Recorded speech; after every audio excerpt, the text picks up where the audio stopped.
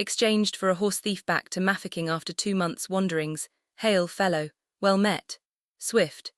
Next morning I was awakened at 6 a.m. by Mr. Drake knocking at my door and telling me I was to be ready in half an hour, as Colonel Baden-Powell had consented to exchange me for Petrus Viljoen. This exchange had placed our commanding officer in an awkward position. The prisoner was, as I stated before, a criminal, and under the jurisdiction of the civil authorities, who would not take upon themselves the responsibility of giving him up.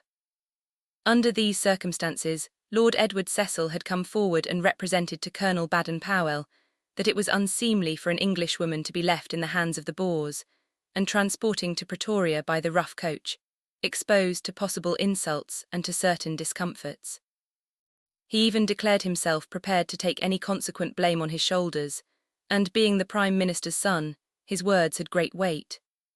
As a matter of fact, Petrus Viljoen was anything but a fighting man, and could be of very little service to our enemies.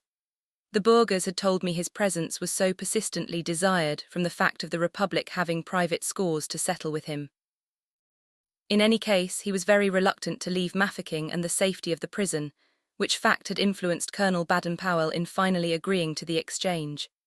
As may be imagined, I could hardly believe my good fortune, and I lost no time in scrambling into my clothes while the cart was being inspanned. A vexatious delay occurred from the intractability of the mules, which persistently refused to allow themselves to be caught. The exchange of prisoners had to be effected before 8 a.m., when the truce would be over, and I shall never forget how I execrated those stubborn animals as the precious minutes slipped by, fearful lest my captors would change their minds and impose fresh conditions. However, at length all was ready, and escorted by some artillery officers, I drove to headquarters, where I was requested to descend in order to have another interview with the general. Again an inquisitive crowd watched my movements, but civilly made way for me to pass into the little room where General Snyman was holding a sort of levee. The latter asked me a few purposeless questions. I gravely expressed a hope that his eyes were better, he had been suffering from inflamed sight. Then he rose and held out his hand, which I could not ignore, and without further delay we were off. About 2,000 yards from MAFEKING I noticed the enemy's advanced trenches, with some surprise at their proximity to the town. And here we met the other party with a white flag escorting Mr. Viljoen, who looked foolish, dejected, and anything but pleased to see his friends. He was forthwith given over to their care, the mules were whipped up, and at a gallop we rattled into the main street. From the first redoubt, Colonel Baden-Powell and Lord Edward Cecil ran out to greet me, and the men in the trench gave 3 ringing English cheers which were good to hear. But no time had to be lost in getting under cover, and I drove straight to Mr. Wheel's house and had hardly reached it when Creechy, a Dutch pet name which had been given to the big siege gun, sent a parting salute, and her shell whizzed defiantly over our heads. Then commenced a more or less underground existence, which continued for 5.5 months, but surrounded by friends, it was to me a perfect heaven after so many weeks passed amidst foes. I had much to hear, and it took some time to realize all the changes in the little town since I had left. First and foremost, the town guard were coming splendidly out of their long-protracted ordeal. Divided into 3 watches, they passed the night at the different redoubts, behind each of which was a bomb-proof shelter. Those of the second watch were ready to reinforce the men on duty, while the third were only to turn out if summoned by the alarm bell. All the defences had indeed been brought to a wonderful pitch of perfection by the CO. First there was a network of rifle pits, which gave the Boers no peace day or night, and from which on one side or the other an almost incessant sniping went on. These were supplemented by dynamite mines, the fame of which had frightened the Boers more than anything else, all connected with headquarter staff office by electric wires. In addition, there was barbed wire fencing round the larger earthworks, and massive barricades of wagons and sandbags across the principal streets. All this looked very simple once erected and in working order, but it was the outcome of infinite thought and ever-working vigilance. Then there was a complete system of telephones, connecting all the redoubts and the hospital with the staff office, thereby saving the lives of galloping orderlies, besides gaining their services as defenders in a garrison so small that each unit was an important factor. Last but certainly not least were the bomb-proof shelters, which Black Labour had constructed under clever supervision all over the town, till at that time, in case of heavy shelling, nearly every inhabitant could be out of harm's way. What struck me most forcibly was that, in carrying out these achievements, Colonel Baden-Powell had been lucky enough to find instruments, in the way of experienced men, ready to his hand. One officer was proficient in bomb-proofs, the postmaster thoroughly understood telephones, while another official had proved himself an expert in laying mines. The area to be defended had a perimeter of 6 miles. But in view of the smallness of the garrison and the overwhelming number of the Boers, it was fortunate the authorities had been bold and adventurous enough to extend the trenches over this wide space, instead of following the old South African idea of going into laager in the market square, which had been the first suggestion. The town was probably saved by being able to present so wide a target for the Boer artillery, and although we were then, and for the next few weeks, cut off from all communication with the outer world, even by nigger letter carriers, and in spite of bullets rattling and whizzing through the market square and down the side streets, the Boer outposts were gradually being pushed away by our riflemen in their invisible pits. While on this subject, I must mention that a day spent in those trenches was anything but an agreeable one. Parties of 6 men and an officer occupied them daily before dawn, and remained there 18 hours, as any attempt to leave would have meant a hail of bullets from the enemy, distant only about 600 yards. They were dug deep enough to require very little earthwork for protection, hence they were more or less invisible by the enemy in their larger trenches.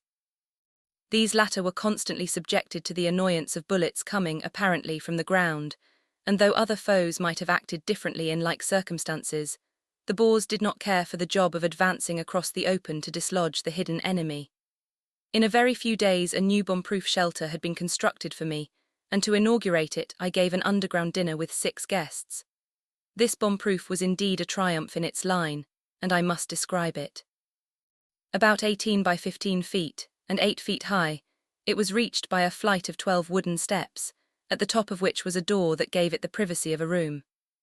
It was lighted besides by 3 horizontal apertures, which resembled the very large portholes of a sailing ship, and this illusion was increased by the wooden flaps that could be closed at will. The roof was composed of 2 lots of steel rails placed one above the other, and on these were sheets of corrugated iron and a huge tarpaulin to keep out the rain. Above, again, were 9 feet of solid earth, while rows upon rows of sandbags were piled outside the entrance to guard against splinters and stray bullets. The weighty roof was supported, as an additional precaution, on the inside by 3 stout wooden posts, which together with the rather dim light, most apparent when descending from the brilliant sunshine outside, gave the bomb-proof the appearance of a ship's cabin. In fact, one of my visitors remarked it much reminded him of the well-known print of the Victory's cockpit when Nelson lay a-dying. The interior panelling was painted white. One wall was entirely covered with an enormous Union Jack, and the other was decorated with native weapons, crowned by a trophy of that very war, namely, the only Mauser carbine then taken from the Boers. To complete the up-to-date nature of this protected dwelling, a telephone was installed, through the medium of which I could in a second communicate with the staff headquarters and have due notice given me of Creechy's movements. In this shelter it was certainly no hardship to spend those hot days, and it was known to be the coolest place in town at that hot season of the year. On Sundays we were able, thanks to the religious proclivities of the Boers, to end our mole existence for 24 hours, and walk and live like Christians. To almost the end of the siege, this truce was scrupulously observed on both sides, and from early dawn to late at night the whole population thoroughly enjoyed themselves. The relieved expression on the faces of all could not fail to be apparent to even a casual observer. Pale women and children emerged from their laager, put on their finery, sunned themselves, and did their shopping. The black ladies went in a body to the veldt to collect firewood with all their natural gaiety and light-heartedness, which not even shell fire and numerous casualties amongst themselves seemed seriously to disturb. Those of us who had horses and carriages at our disposal rode, and drove anywhere within our lines in perfect safety. The first Sunday I was in MAFEKING I was up and on my pony by 6 a.m., unwilling to lose a moment of the precious day. We rode all round our defences, and inspected cannon copy, the scene of the most determined attack the Boers had made, the repulse of which at the beginning of the siege undoubtedly saved the town. From there we looked through the telescope at XCHANGED, whose every movement could be watched from this point of vantage, and whose wickedly shining barrel was on the day of rest, modestly pointed to the ground. Returning, we rode through the native stat, quite the most picturesque part of MAFEKING, where the trim, thatched, beaver-shaped huts, surrounded by mud walls, enclosing the little gardens and some really good-sized trees, appeared to have suffered but little damage from the bombardment, in spite of the Boers having specially directed their fire against the inhabitants, the Baralongs, who were old opponents of theirs. These natives were only armed by the authorities when the invaders specially selected them for their artillery fire and made raids on their cattle. The variety and sizes of these arms were really laughable. Some niggers had old-fashioned Snyders, others elephant guns, and the remainder weapons with enormously long barrels, which looked as if they dated back to Waterloo. To their owners, however, the maker or the epoch of the weapon mattered little. They were proud men and stalked gravely along the streets with their precious rifles, evidently feeling such a sense of security as they had never experienced before. On the Sunday I alluded to, after our ride we attended morning service, held as usual in the neat little church, which, with the exception of a few gashes in the ceiling rafters caused by fragments of shell, had up to date escaped serious injury. The Dutch church, on the other hand, curiously enough, was almost demolished by shell fire at the beginning of the siege. We then drove up to the hospital, where Miss Hill, the plucky and youthful-looking matron, received us and showed us round. This girl, for she was little more, had been the life and prop of the place for the past 2 months, during which time the resources of the little hospital had been taxed almost past belief. Where 20 was the usual number of patients, there were actually 64 on the occasion of my first visit. The staff was composed of only a matron and 3 trained nurses. In addition to their anxieties for the patients, who were being so frequently brought in with the most terrible injuries, these nurses